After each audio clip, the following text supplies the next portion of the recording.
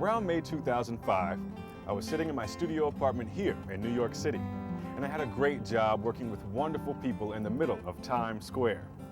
And I just decided I wanted to follow my dreams and make a movie. My original plan for this movie was to follow a group of people who had been traveling the world for years. They didn't have a house, didn't have a car, not even a credit card. They were just sure that God was going to take them wherever they wanted to go. When I told my friends that I was leaving my job, leaving my life to travel halfway around the world to make a movie, they thought I was pretty crazy. But you should have seen the looks on their faces when I told them I didn't even have a camera yet. I think they thought I was pretty insane.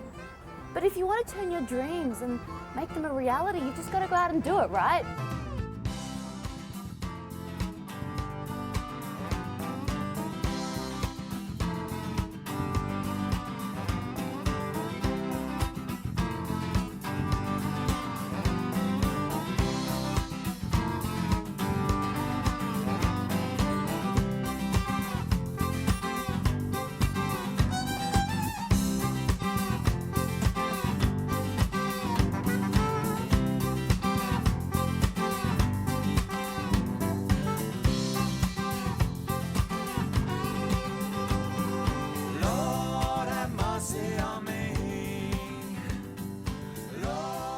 By this time, I'd been traveling for nearly 2 months and I still didn't have the money for my project. So I decided I was just going to put it on hold for a little bit and just let it rest. And in the meantime, I decided I was going to follow another one of my dreams, which was to move to LA. And so I did. 2 months after arriving in LA, I had an apartment and a job with Mundos. Things were going well, but I still wanted to shoot my first film. I began visualizing my film by incorporating it into my meditations. I wanted to make a movie about people who were sharing their experiences with manifestation and the power of the mind. And I began to imagine myself shooting and editing. Now, even though I was very precise about the type of movie I wanted to make, I wasn't exactly sure how I wanted to do it. And I was open to everything. Exactly 10 weeks after I began my visualizations, I went to New York to start a job. And I met someone who was already doing what I had been thinking about. I'm Verity, and I am a singer and a songwriter in Cape Town, South Africa. About a year ago, I had a crazy idea to raise the money that I needed to record my first album, finding 5,000 people to all buy a future copy, a copy up front. So I would raise the money that I would need to record and to distribute it to them. Building on from that idea, I was like, well, if you're going to do a project that's kind of that way out and that crazy, selling an album that doesn't exist so that it will exist, why don't I try and help it benefit something other than just my own cause? So I decided to donate 10.6% of every album that I sell to 2 charities. The one is People Opposing Women Abuse, and the other is a foundation that I've started myself called Live Your Dreams, which is basically my way of paying forward my own success to other artists to help them live their dreams. So finding artists that are out there trying to make it happen that are maybe disadvantaged, that don't have access to recording money, or they need to do a demo, or they need instruments, then we can help them. So that's the business model. It's called the Lucky Packet Project because it's a lucky packet. Anything could happen. You don't know what you're going to get out of it. And I realized that to sell 5,000 copies of nothing, yes, I can at first rely on friends and family and some fans to support me. Then a lot more needs to happen. So the work that I've been doing is visualizing it happening, writing affirmations about it happening, setting targets. I've got a book that I call my Book of Possibilities, where I've, write as if it's already happened and make little fake posters and newspaper articles and just ways for me to start feeling like it's already happened. Like the 5,000 are already sold, I've already recorded this incredible album, it's already made a big difference, we've raised awareness about women abuse, we've helped artists, and feeling it, what does it feel like to log on and see that 100 more people have bought albums, and that feeling, really feeling that feeling and getting excited, because I find that when I'm excited about it, it kind of keeps the energy open for miracles to happen. Are you fucking kidding me? I mean, I'm sitting here listening to all this, and this girl really thinks this is going to happen? Does she really think that 5,000 people are going to buy a CD that doesn't exist? Oh, this is crazy. My immediate second thought was, I want you to be in my movie.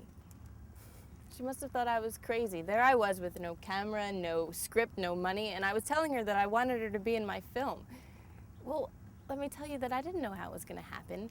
I didn't know what was going to happen, but I just knew that if I was in that situation with her in that apartment, after asking everything that I'd been asking, that somehow it would happen, and I knew that if I started, it would unfold. I didn't have any money for anything. I started thinking, what do I need to make this happen? What are the bare necessities, the basics? I need a camera, a microphone, and a plane ticket to South Africa. I called the airline, asked how much the ticket is. It's still too much. I'm thinking, I got it. What about miles? Sure enough, I had enough miles to pay for the trip. Almost flew for free. I'm thinking some more. I need to get the equipment.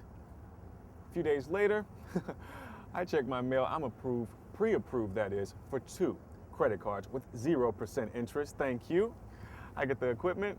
The rest is history. I'm getting ready to go to South Africa, and this huge fear starts coming into me. I mean, I'm getting ready to leave, and then my friend, this guy who's supposed to be renting my apartment in Los Angeles, he just totally bails on me, bags the situation, and then I got to pay all this money. All of a sudden, I'm going to be in South Africa, and I'm going to have to pay all this money. And then I was supposed to go to this place to get this yellow fever shots and this vaccination. They told me I needed to get this thing or else I couldn't go to South Africa. And I tried to find the place. The place was closed, and I'm leaving the next day. And so I started to freak out. And then I started thinking, what if I get to South Africa and nobody's there to pick me up? And what if I get to South Africa and there's just all these elephants and giraffes and rhinos and stuff at the airport, and I'm like totally closed in. And then I started to get so freaked out. I start to get this fever, and I'm so feverish. I call my friend. I'm like, look, help me out, man. And he's like, look, maybe you should just cancel this trip. And I was like, maybe. Hold on. You know what? I told him no. I decided to do this, and I'm going to do it. That's all there is to it. So I got on this plane, this 22-hour flight, with this fever. But you know what? It's actually a good thing, because this whole plane trip there, I was able to just sleep. I got to South Africa, and Verity was there at the airport to pick me up. And when I saw her there, I knew everything was going to be okay.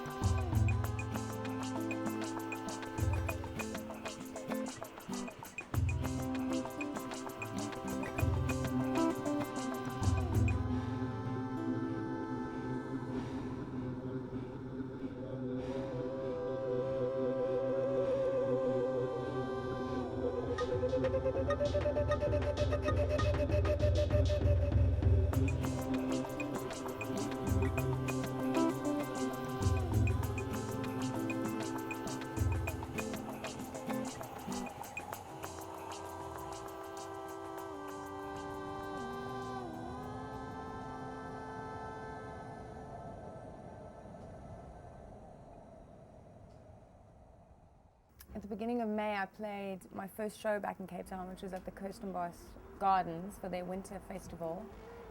And I was a bit nervous. I haven't been home for a while. Are people going to come? During the performance, I think I was so excited to be home that energy was definitely getting shared with the crowd. And I started talking about the Lucky Packet project and telling them what I was trying to do and the difference that I want to make. And halfway through the show, I got handed a piece of paper. I would like to thank Bob Lind, president of AfriLink Corporation from Portland, Oregon in the USA, who has just bought 100 copies of my album! It was the most miraculous moment, because that moment right there, I know, like in that moment I knew that the project was going to work. Bob is going to sell his albums to influential people in the States to raise awareness about African initiative. Bob says please thank Gary Shearer for introducing him to Africa. And then he got up on stage at the end of my show and challenged the audience to all buy more copies that he would match. This is the way we do it. It's an auction. It's a charity auction, but guess what? You're getting something for it. You're getting her, and you get her in a little plastic cover. You can play her every day and think anything you want. So just sorry.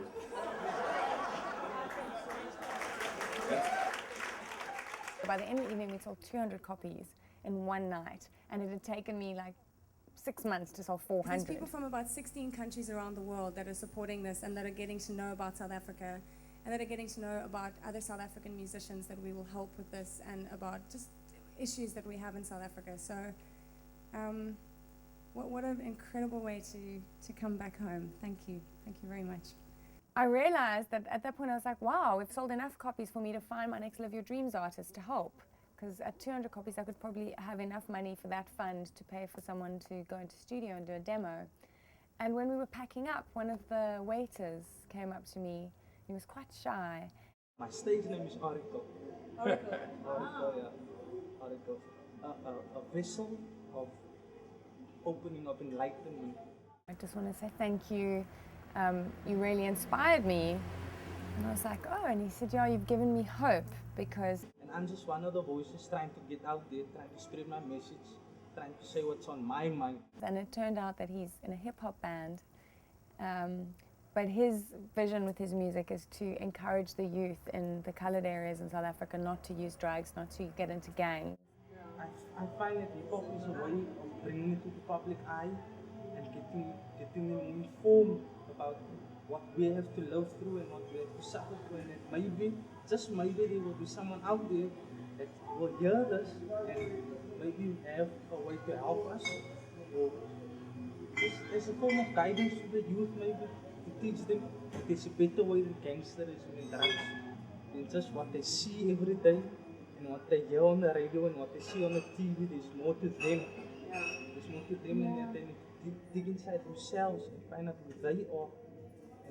And bring it out.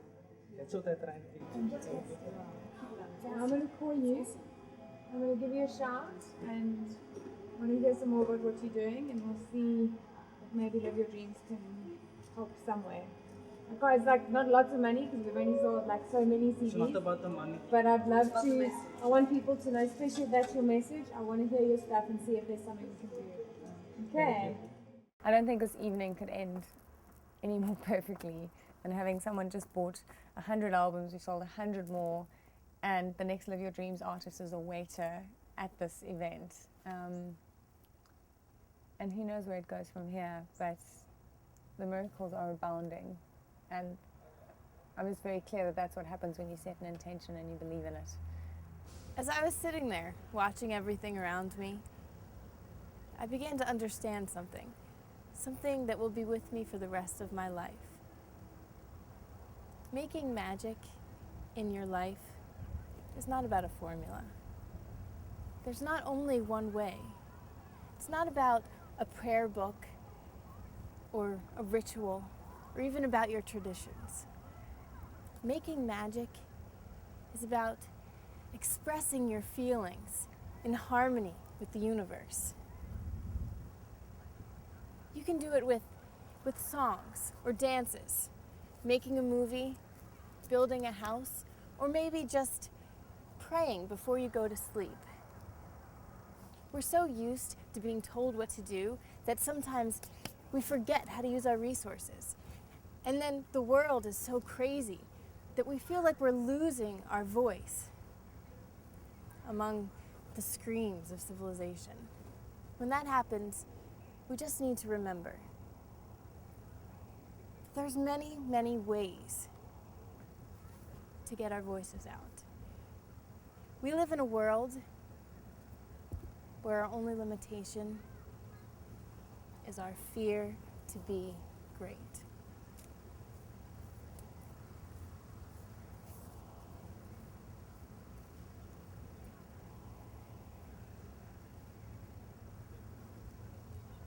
A few days after, Verity organized a trip for Ian, a great photographer, and Donna, who's a marketing expert and fairy godmother. Yes, you heard me correctly, a fairy godmother.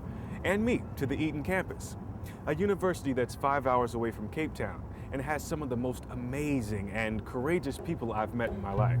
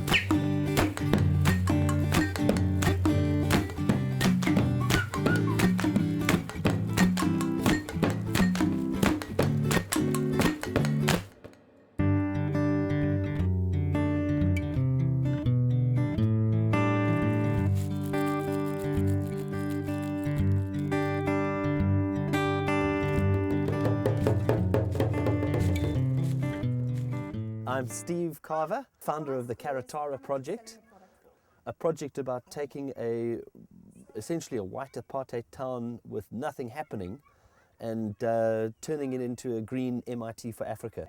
How do we create enterprise, and how do we do that where we involve community? So it's not entrepreneurship, but it's community based.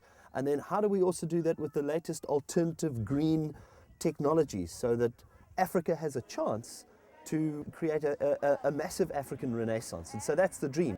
I think a lot of people believe that you need money to do everything, and I think that's the first myth that needs to be broken. You don't need money. We started without money, and it's the fact that if we waited and theorized for money, you never ever start. You've got to start things small and grow big. That's how nature works. You've got to plant the seeds. To suddenly create a big tree doesn't work, and you need the energy of people coming together, and that's really what the secret is. What we're offering the students here is a business degree. It's a 4-year course, the first year being a foundation course. In South Africa, with the school system as it is, there's a huge need to have some sort of bridging between school and university, because students come out of school and they're simply not equipped for the self-study and the discipline and accountability that you need to study at a tertiary education system. My name is Mike Baibile from Plettenberg Bay. I came here because I saw an opportunity and I didn't have anything to do like this year. So I saw an opportunity and then I took it. But I didn't notice that this place would offer me so much, because I learned about myself, I learned about the business. I didn't know anything about the business world. Now I'm learning more and more about the business world, and I think I can become a businessman if I focus. We know we have to work for it because we're dedicated, and that's what's amazing. Every student here, everyone is dedicated. Everyone wants to have a BBA degree, but it doesn't matter to just have the paper. They teach us to have it inside our hearts, not on the paper. In South Africa, the value isn't in gold anymore. It's in brilliant young minds that are going to see the world differently and believe that we need to cherish the world and we need to cherish one another. Because we've got a word in South Africa which means Ubuntu, is you're successful and you are because of others.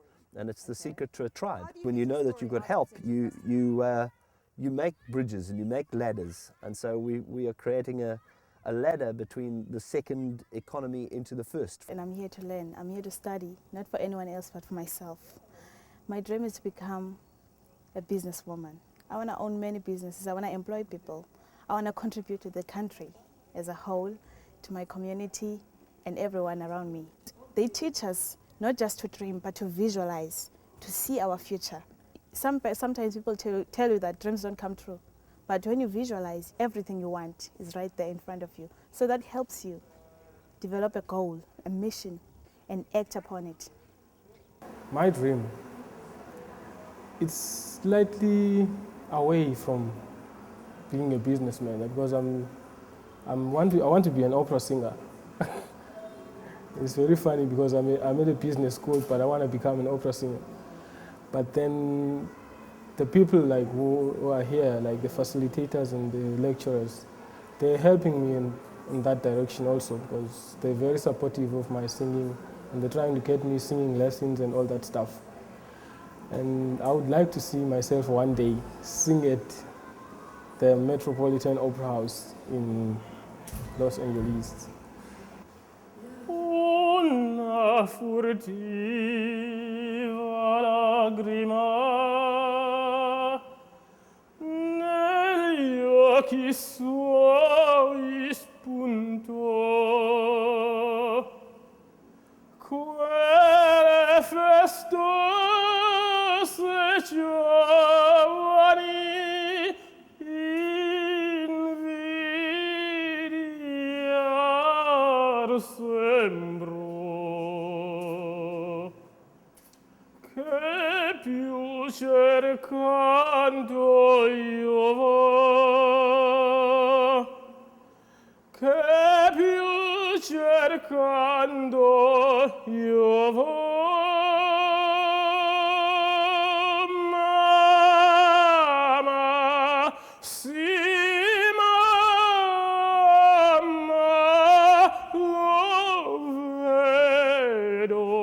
lo vedo,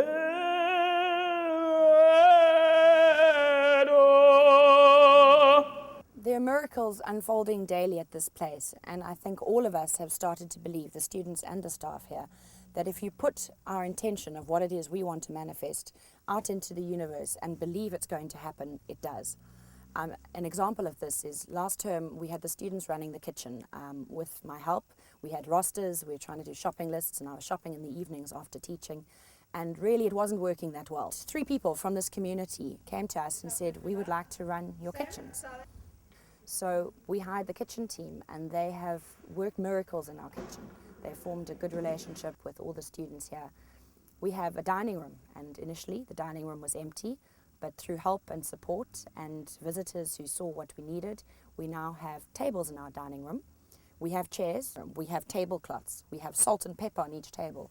And although those things might not be noticed by a visitor, we know just how much hard work went into getting every single thing, just to get a pepper pot on every table. This is the groceries that's based on donation. And I think the big difference was there's a saying that says seeing is believing, which is for cynics.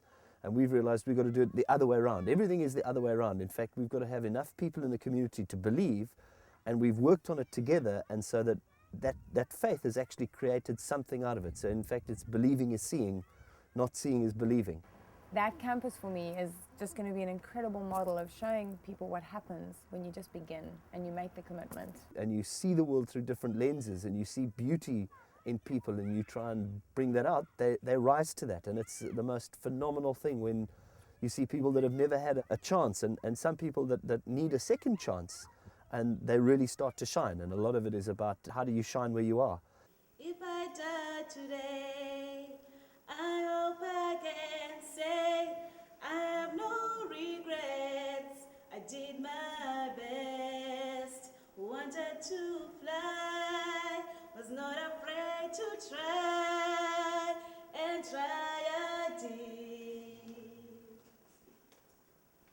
Love's all I've got, I hope I will not forget how much I had, and still be glad that I dared to dream, was old enough to believe, and believe I did.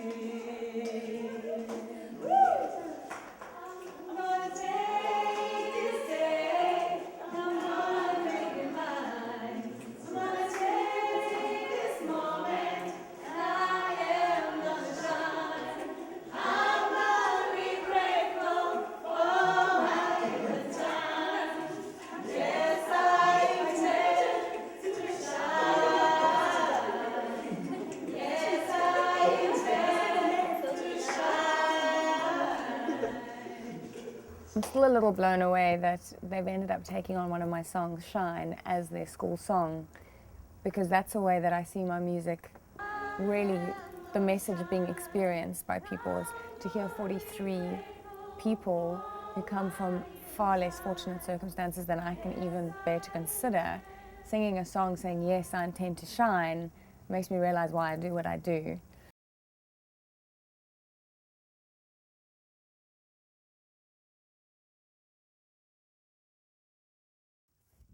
Okay. Oh, so I'm the cat lady. Cats, dogs, yeah, just whatever you throw at me. No, but I know that you guys have got options on me for all those dates. Perfect. Perfect, perfect, perfect. Awesome, have a good weekend. Okay, bye. It was like on the most hectic day that I had to get to the casting and had to be in my pajamas and playing with a cat, and I'm actually allergic to cats, and I said, watch this be the job I get because I'm actually slightly allergic to cats but I need the money. So I went to the casting, then I heard that I got called back, and then they wanted to see me, but we were meant to be driving up to Karatra to work with these students up at the campus here, and it was the day that we were leaving, and then they agreed to see me early in the morning, so I was like, okay, I'll go. But we went to the callback, and I was more stressed about like actually getting on the road and coming up here. So I was like, okay, let me just go and do this thing and like hope I don't get itchy with the cat. And then they called yesterday saying I was, still on the short list and could I maybe come back? And was like, I don't know if I want to come back because I want to be here. And then they phoned now and said, you've got the job, you only need to be seen on Monday, which is exactly perfect for what I need. And it's going to pay me enough money that I don't actually have to worry about working for the rest of the year, and I can focus on my music. I'm blown away. I've got it all written down. Like, that's how much money I want to make by the end of May. And it's actually insane because I have done nothing to get it other than trust, other than focus on what I'm passionate about. And the stuff is coming. So I'm so excited. After the trip, we went back to Cape Town. Verity, even though she had so many other things to do, took the time to make sure that I was comfortable, to help me out, and to introduce me to her friends and all the other people. She showed me the beauty and the compassion of the people of South Africa. But it was time to say goodbye. So I checked into a hostel in the middle of Cape Town. So here I am in the middle of South Africa. I'm staying in this youth hostel. I'm paying $40 a night. I still don't have my place rented back in LA, and I've got no investors for this project, and my mind starts to freak out again. My mind starts to wander all over the place. What are you, nuts? You come all the way here to South Africa with no money, with no friends. You don't know anybody here. What are you thinking, man? You can't make this film. It's just gonna collapse. You've filmed all this stuff, but what does it mean? What is it? Does anybody really gonna believe this stuff? Do you really believe all this crap that all these people are saying? It's supposed to be this beautiful dream you're supposed to be following, right? Where's the dream? Where's the dream, man? You can't do this. It's just stupid. You don't have what it takes. You're not gonna do this again. Do you see what you're doing? You're sabotaging yourself again. You were this close to having the most amazing film. You're making your own movie. A house of cards, man. Just hold on. You've got nothing. And think about all of the amazing things that have happened over this past year. You've been to Bali, you've been to Australia, you went back to LA, you met Verity in New York. You're right. And then you go to South Africa and meet the most amazing people on the planet. I've got to stop sabotaging myself. But you know what? It's not me. It's him. He's the one who's been doing this. Who am I? Me. Hey, don't look at me. It's time for you to take some responsibility for your own mind. All I've really got to do is do nothing for a little while. Just let go. So that's what I did. I went to sleep. The next day I woke up and I realized I've got two choices. I can either give up and go home, or I can stay and fight and face this thing and see what happens from there.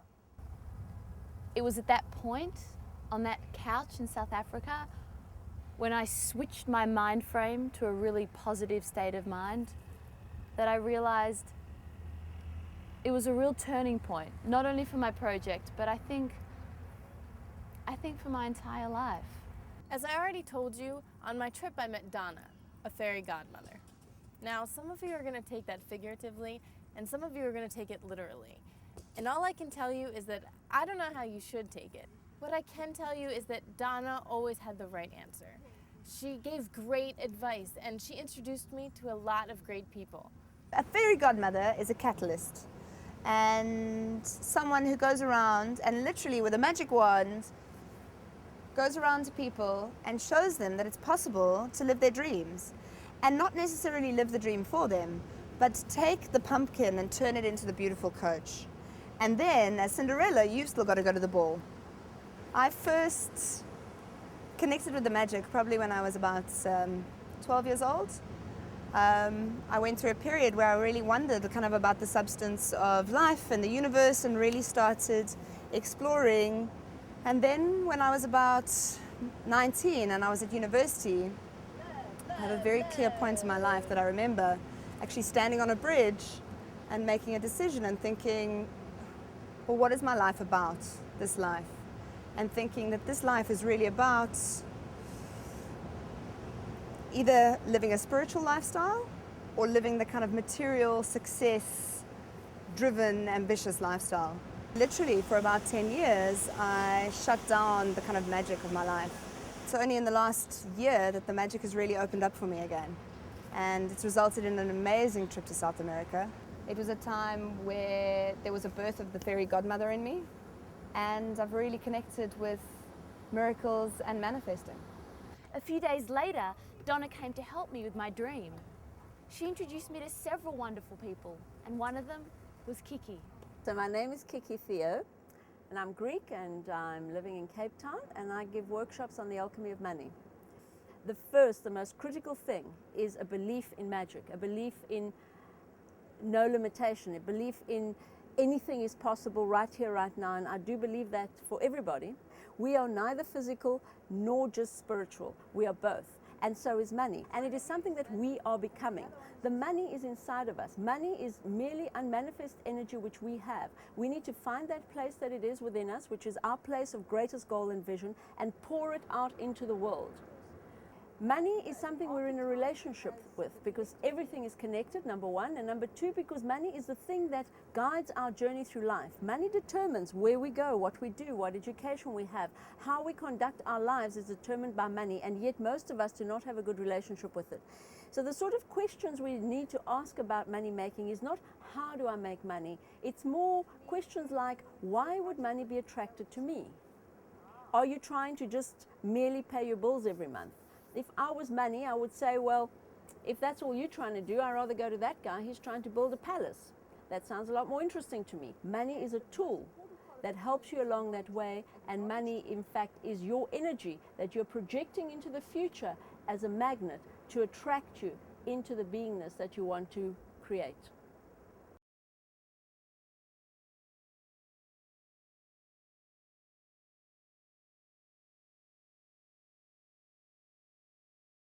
Sad to say, but all good things must come to an end.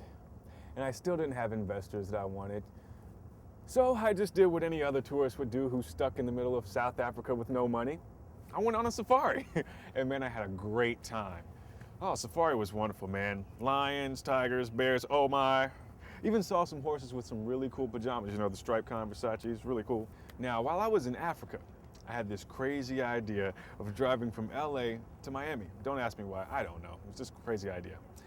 That same exact night I arrive in LA, I get an email from a guy named John who saw my profile on Zad. The next day, I get in touch with my buddy Alex, and I explain to him my idea of going from LA to Miami. And he tells me, man, if you're going to go across country, you have to stop in Santa Fe, New Mexico. Hello, light bulb. John lives in New Mexico. So I shoot him an email, ask him if, you know, he's going to be around in about a couple of weeks. He writes me back, lets me know that he lives like 20 minutes away from Santa Fe, New Mexico. So we meet up, man, and it's all good. Hi, I'm John Healy, and I've recently written a book. It's called Awakening of a Foot Soldier, a journal of liberation from the suffering of war. And it's basically based upon my experience of having a spiritual awakening in the midst of war. So in 1992, I joined the Army, and in 1993, I found myself serving in Somalia. In 1995, I left the Army, and I kind of wandered around for a few years. I drank quite a bit and ended up in divorce. And then in 1998, I found myself entering the Army for a second time. And at that point, I was sent to Bosnia, and I was retrained in 1999 as a bomb disposal technician. So I went over to Bosnia, and for me it was like a playground. There were landmines and things to blow up on a constant basis. And then one morning I woke up, and there was a knowing. And I looked over to my girlfriend and I said, I'm going to Iraq. And so I made a phone call that day, and within 2 weeks I was in Baghdad. And from there I began journaling. About 2 months into my venture in Iraq, I had what I call now just an experience. And at that time I had no idea what was happening to me. And on this particular Friday I was extremely anxious. And for some reason I brought my video camera with me that day. And so this whole event has been caught on tape, but as I go back and review the tape, it's almost as if it never happened. I had a side business going, and I was transporting confiscated weapons and ammunition to Baghdad, and in Baghdad I would pick up a stash of liquor and bring it back to Fallujah to sell to the Marines. As we got onto the highway, as we left Camp Fallujah, we all had our weapons outside the windows. At one point, the driver of our truck I recall him saying, you know, target 100 meters left, and we were approaching it rapidly. And as we were approaching it, I noticed that I was becoming more anxious, more nervous. As we came closer to this car, this aspect kind of came out and was an observance of my whole being, and it's almost as if my body split into pieces. And there was a mind, there was an arm, there was a hand, there was a leg, and I was able to watch and observe every piece and every particle of my being. As we came parallel, I looked down, and suddenly there were 3 small boys in the back seat of the car, ages 3, 5, and 8. Somehow I knew their names and I knew their ages. I just knew them. There was something beyond the norm. And as I recognized them as being 3 small boys in the back seat, something snapped within the back of my brain, and suddenly time stopped. I was brought into the lives or into the minds of these boys, and I was shown the effects of my actions on a multi-dimensional level. I was walked through the various levels, and on one level I wanted to pull the trigger, on another level I did not want to pull the trigger. I was walked through their futures and how my actions that day affected their futures. And then I was walked through my future and how my actions would affect my future. And then at the same time, I was transported back to Somalia, where I served as a soldier back in the early 90s, 93, 94. I was 20 years old. I did shoot at a small child, at a small boy, and he survived. I did not take his life. He's a militia member, and I was shown how my actions that day resulted or affected him, and how it created his future, and how it impacted me, and how it played into my depression and post-traumatic stress disorder. And immediately, without even thinking, my rifle came to rest on my lap, and I sat there in what I would call a stupefied shock. What seemed to happen to me, or what was happening after Iraq, was this purging of trauma. At the age of 20, I too died. A part of me died in Somalia, and I died in Iraq, but at the same time of my death in Iraq, I was given new life. I was given the experience of rebirth within that moment of death. I can't find the words to explain to you how I felt about that interview. I can't tell you what to think about it. All I know is that it was great to meet John and to hear his story.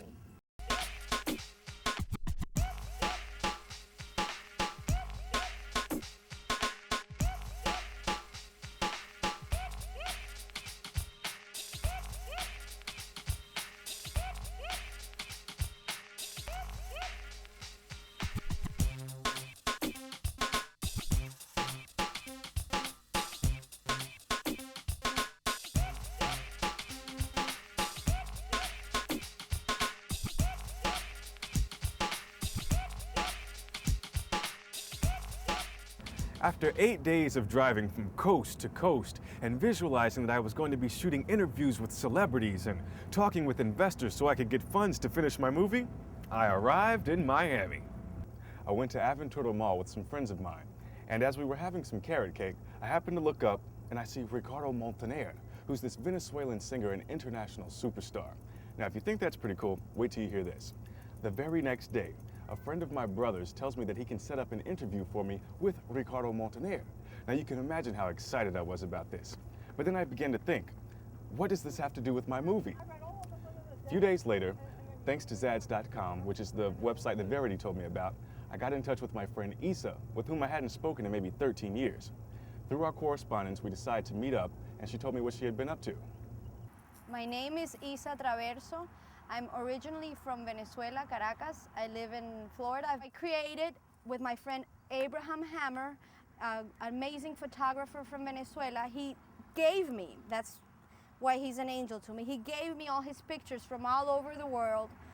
So I created a book called De los Andes to Jerusalem. And the reason why I named it that is because it's bilingual. It's for people who understand both languages, or at least are interested. So there's little poems and phrases in both languages along with pictures. It's a coffee table book. It's a Jewish eye with a Catholic soul merged together. And the whole purpose of this book is to unite. And this is really a union of talent and inspiration and creativity should be united. And all I want to do is publish this book, donate percentage of the profits to a good cause without expecting anything back. I do not expect anything back. Just things keep coming, and I want to say thank you, and I want to embrace it, and I want to give it all, because it changes your life. When you're down, you're not really down. You're halfway up. Isa and I were wrapping up our conversation, and almost in the last minute, she mentioned, you know, you should really interview Ricardo Montaner. He has this great project. And at this point, I was like flipping out. I couldn't believe all this stuff was coming together. She continued to tell me about his project, and she even mentioned that she had this friend, Caroline, who could get me an interview with Ricardo's wife, Marlene. So a few days later, I went to his farm and I interviewed her, and it just so happened that Ricardo was there. So I got an interview with him as well.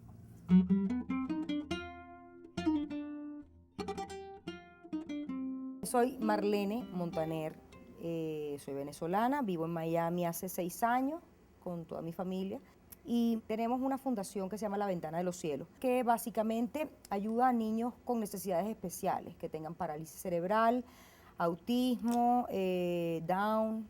Compramos este lugar para que esos niños pudieran venir a hacer terapias, a hacer equinoterapia, a hacer zooterapia. Very good. Y eso lo hacemos no porque tengamos ningún familiar que tenga problemas, lo hacemos en obediencia a Dios, porque el Señor puso en nuestro corazón que era a esos niños a quienes debíamos ayudar. Mira, esta es Vera, esta es nuestra consentida. Cada paso que esos niños avanzan es un milagro. Entonces tú tienes un niño que te está regalando milagros a cada paso. La meta que tenemos nosotros es lograr que esto sea una especie de escuela en donde puedan dejar a los niños en la mañana y puedan venir en la tarde a las 5 o 6 de la tarde a recogerlo antes de ir para su casa. Ya el niño se va bañadito, ya el niño se va con su terapia, ya el niño va aprendido, ya el niño ha comido, balanceado bien, se le ha dado amor, toda la atención del día y llegan cansadísimos. Entonces ya llegan dóciles. Hay muchos padres que llegan a pensar o a tenerlos como una especie de carga, ¿no? Porque definitivamente es muy difícil lidiar con una situación como esta cuando un papá viene acostumbrado a ser activo y a trabajar y a ir para arriba y para abajo. De repente nace un niñito con una condición de esta y el papá se anula un poco, ¿no? Y un poco se anula la mamá y un poco se anula respecto a los otros hermanitos que son típicos, ¿no? Entonces aquí les damos una especie de encuentro a los padres con la vida y les decimos que ellos no son un castigo, sino todo lo contrario, que son ángeles, que Dios te envía para darte una especie de noción de lo importante que es la vida y con cuán poco se puede lograr una sonrisa de un niño como ellos, ¿no? Esto es un poco como la terapia alternativa, la terapia de exterior, en donde el niño sienta que está viniendo a recrearse y sin embargo consiga un beneficio de esto. Mira, tenemos de todo, patos. Tenemos, ¿cuántas ovejas, Ricky? 6. 6 ovejas. Ahora estamos apenas en pleno proceso de construcción. Ha sido muy difícil, ha sido muy complicado porque conseguir dinero es muy difícil. Entonces todo lo hacemos con dinero de la familia. Pues lo estamos haciendo actividades de todo tipo para conseguir apoyo de gente, ¿no? Y si no, pues yo salgo, canto por ahí y vengo con el dinero para ir a comprar la comida de los animales, para poder pagar las cosas de aquí. Dios te multiplica por miles cualquier cosa que tú hagas. La ley de la siembra y la cosecha nosotros la vivimos a cada rato de nuestra vida. Todo lo que tú siembras con amor, cosechas multiplicado ese amor, de cariño, de la gente. Con esta finca específicamente, nosotros necesitábamos comprar esta finca para que estos niños pudieran venir. Y todo se complicó. Y nosotros dijimos, bueno, Señor, nosotros ponemos en tus manos el que este proceso se pueda concretar. Teníamos que haber firmado el 8 de septiembre y todos los papeles, o sea, toda la gente se desapareció, no había manera de que pudiéramos firmar.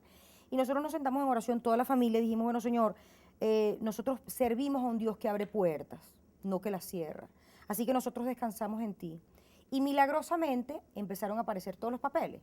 Apareció la banquera, aparecieron los reales, apareció el contrato, apareció todo el mundo, y a las 8 de la noche nosotros estábamos en esta finca con las llaves de la finca, cuando era imposible que sucediera en un solo día.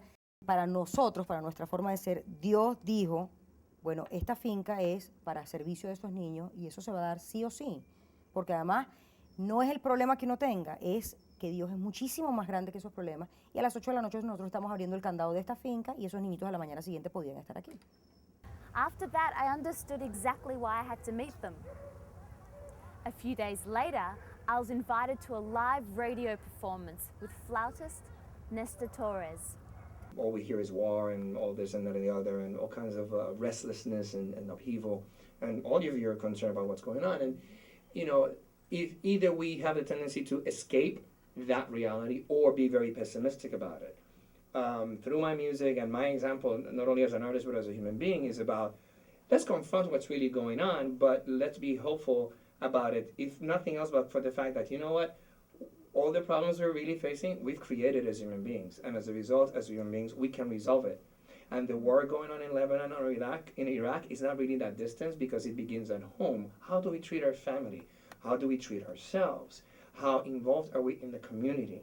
And government, it's easy to blame others, but to what extent do we get involved? And so, even if you feel hopeless in your immediacy, by your being able to accomplish your human evolution, by making peace with yourself, inevitably, you know, it will create a change. And so, however unseeming or however impossible that might seem, what choice do we have? I choose to be hopeful. I choose to stand up and do what I do for the sake of the happiness of others and for the sake of peace. How's that for an answer? Well, bravo, sir, bravo.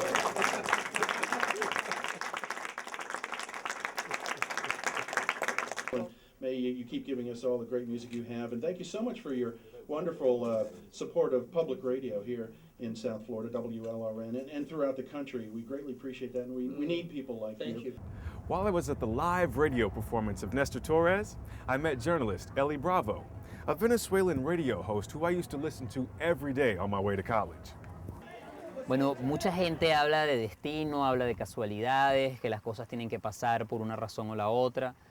Yo la verdad que no podría asegurar que sea de una forma o de otra. Creo que uno sí está preparado para vivir ciertos momentos y esos momentos se te van a presentar. Lo importante es que sepas cómo agarrarlos y cómo aprovecharlos. Y las oportunidades están allí y tú tienes que tomarlas. O sea, hoy, bueno, Oren, tú estabas acá y pasó una cosa que para mí fue bien especial. Tú puedes decir, bueno, fue una coincidencia. Hoy me informaron que voy a empezar un proyecto profesional que para mí ha sido muy importante y que tengo años esperando. Y hoy me llamaron para decirme, mira, ya se va a dar y empieza en 15 días. Uno podría decir, bueno, Oren llegó aquí ese día, yo recibí la noticia mientras Oren estaba esperando en mi casa para que iniciáramos la entrevista. Es posible, sí puede pasar, ahí pueden haber estas conexiones y uno le puede atribuir eso a cierta magia que tiene el mundo. Yo no le buscaría mucha explicación, o sea que creo que lo bonito es que siga siendo algo que simplemente sucede y lo bueno es que uno sepa aprovecharlo. Vamos a caminar, como poder aprovechar este momento tan sabroso con esta niña sin tener que darle muchas vueltas a la cabeza, sino solamente gozarlo. Chum, chum, chum, ¿verdad? At this point, I still didn't have the investors to do what I wanted to do. But then I realized, in the past year, I had been to Bali, Australia, New Zealand, South Africa, London, and the US. And I also had great footage and great interviews with some wonderful people. So then it hit me. My movie was almost finished. At that point, I decided to edit this baby and finish it where it all began, right here in New York City. A few weeks after arriving in New York, I found a great editor and I finished the movie you are watching today. Our deepest fear is not that we are inadequate. Our deepest fear is that we are powerful beyond measure. It is our light, not our darkness, that most frightens us. We ask ourselves, who am I to be brilliant, to be gorgeous, talented, and fabulous? Actually, who are you not to be? You are a child of God. Your playing small doesn't serve the world. There is nothing enlightened about shrinking so that others won't feel insecure around you. We are born to make manifest the glory of God within us.